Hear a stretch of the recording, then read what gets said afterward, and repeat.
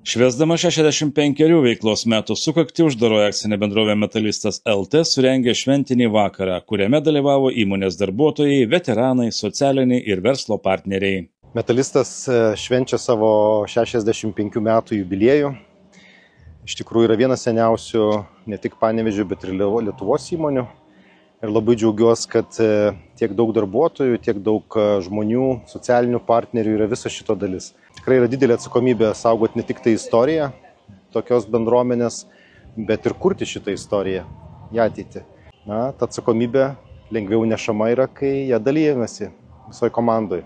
Tai labai džiaugiamės turėdami tokią šventę ir prisidėdami prie miesto, verslo ir atsakingos bendruomenės kūrimo. Renginio metu visi susirinkusieji keliavo per įmonės veiklos 65-metį. Skambant to meto hitams buvo supažindinti su pagrindiniais įvykiais įmonėje, Lietuvoje bei pasaulyje.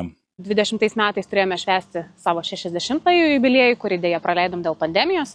Todėl šiandien pakvietėme esamus darbuotojus, buvusius darbuotojus ir artimiausius savo partnerius su mumis atšvęsti šitą gražią progą.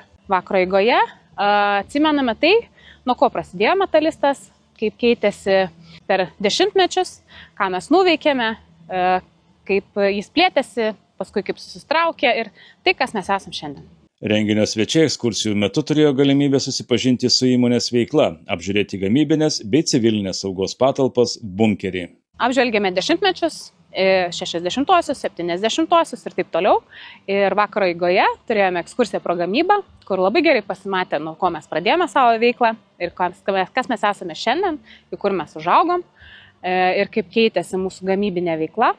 Ir dar viena smagi ekskursija, tai aplankėme mūsų istorinę slėptuvę, kurią turime nuo 74 metų ir galime savo svečiams parodyti, kaip anksčiau atrodė civilinė sauga ir kas yra būtina privaloma. Ir labai džiaugiamės, kad mūsų svečiams tai buvo įdomu. Prie viso geopolitinio konteksto mes turime tokį istorinį kūrinį pas save, jeigu galima taip pasakyti, kuris ištikęs iki šių laikų ir mus tam tikrą prasme ruošia ateičiai. Renginio metu svečių laukia gausios vaišės, nuotaikinga muzika, apdovanojimai, o vakarą vainikavo Giovanni koncertas.